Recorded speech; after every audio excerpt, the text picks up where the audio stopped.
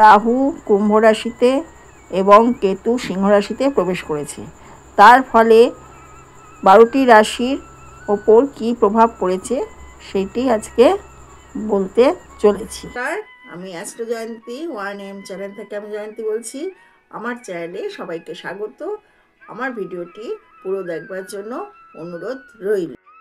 মেষ রাশির একাদশ স্থানে রাহু গোচর করায় আর্থিক অস্থিরতা দেখা দিতে পারে। অন্যদিকে রাশির পঞ্চমে কেতু অবস্থান করার সন্তানদের জন্য অপ্রত্যাশিত চ্যালেঞ্জ নিয়ে আসতে পারে। আধ্যাত্মিক পথে যদি থাকেন তাহলে অনেকটা শান্তি পাবেন এই সময়।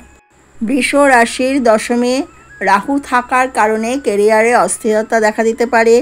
চতুর্থ স্থানে কেতু বাসস্থান হওয়ায় সম্পত্তির হঠাৎ পরিবর্তনের ইঙ্গিত দিতে পারে। পৈতৃক সম্পত্তি এবং অংশীদারিত্ব বিষয়টি আলোচনায় আসতে পারে এই সময়। মিথুন রাশির নবমে রাহু গোচর করায় প্রবীণ এবং পরামর্শদাতাদের আপনি প্রভাবিত করতে পারেন। অন্যদিকে তৃতীয় স্থানে কেতু স্বতঃস্ফূর্ত ভ্রমণের দিকে আপনাকে পরিচালিত করতে পারে। আপনার সকল প্রকার সম্পর্কের উন্নতি হওয়ার সম্ভাবনা রয়েছে এই সময়। কর্কট রাশির অষ্টম স্থানে রাহুর প্রভাব আর্থিক চাপ এবং লুকোনো সমস্যা প্রকাশ করতে পারে। দ্বিতীয় স্থানে কেতু খাদ্যাভ্যাস বা যোগাযোগের ধরন পরিবর্তন করতে পারে, চাকরিরও পরিবর্তন হতে পারে। সিংহ রাশির সপ্তম স্থানে রাহুর অবস্থান করায় বৈবাহিক বা অংশীদারিত্বের ক্ষেত্রে বিবাদ হতে পারে। অপরপক্ষে কেতু লগ্নতে থাকায় সিংহ রাশির আত্মবিশ্লেষণ এবং আধ্যাত্মিক রূপান্তরকে বাড়িয়ে তুলবে। সন্তানের কাছ থেকে আসা সংবাদ ইতিবাচক হবে এবং মনোবলকে উজ্জীবিত করবে এই সময়। কন্যা রাশি ষষ্ঠ স্থানে রাহু থাকায় স্বাস্থ্যগত উদ্বিগ্নের কারণ হতে পারে। অন্যদিকে দ্বাদশ স্থানে কেতু ঘুমের ব্যাঘাত ঘটাতে পারে এবং বিচ্ছিন্নতার অনুভূতি তৈরি করতে পারে। আধ্যাত্মিক তীর্থযাত্রা আপনার পক্ষে সুখকর হবে। তুলা রাশির পঞ্চম স্থানে রাহুর কারণে শিক্ষাগত বা সৃজনশীল কাজে ব্যাঘাত ঘটতে পারে। একাদশ স্থানে কেতু সামাজিক কাজ বা দাতব্য প্রতিষ্ঠানের মাধ্যমে আকস্মিক লাভ বা সংযোগের ইঙ্গিত দেয় এই সময়ে।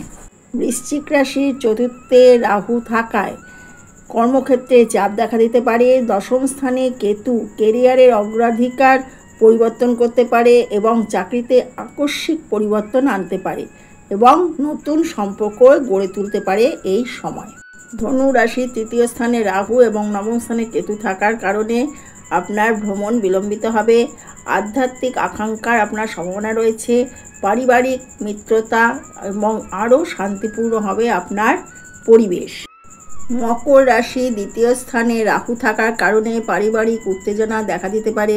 অন্যদিকে অষ্টম স্থানে কেতুর কারণে স্বাস্থ্যগত সমস্যা বা গভীর আত্মপর্যবেক্ষণের পর্যায়ে পড়তে পারে। আর্থিক বিচক্ষণতা অত্যন্ত গুরুত্বপূর্ণ এই সময়। রাহু আপনার লগ্নে অবস্থান করেছে। এখন আপনার বিরাট আত্মপুনর্জাগরণের সম্ভাবনা রয়েছে।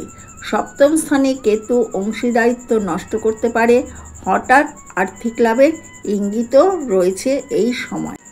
মীন রাশির দ্বাদশ স্থানে রাহু থাকায় লুকোনো টাকা খরচ হয়ে যাবে এবং বৈদেশিক লেনদেন দেখা দিতে পারে এই সময়। তবে ষষ্ঠ স্থানে কেতু আইন বিষয়ে এবং প্রতিযোগিতামূলক পরীক্ষায় আপনাকে অনুকূল ফলাফল দেবে।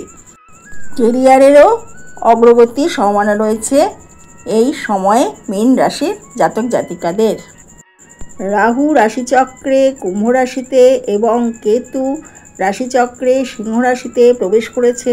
তার ফলে 12টি রাশির ওপর কী প্রভাব পড়বে তাই নিয়ে আমি আলোচনা করলাম।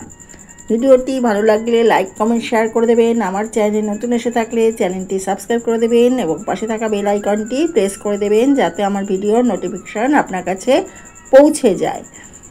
ভালো থাকবেন, সাবধানে থাকবেন। ভিডিওটি পুরো দেখার জন্য ধন্যবাদ। নমস্কার।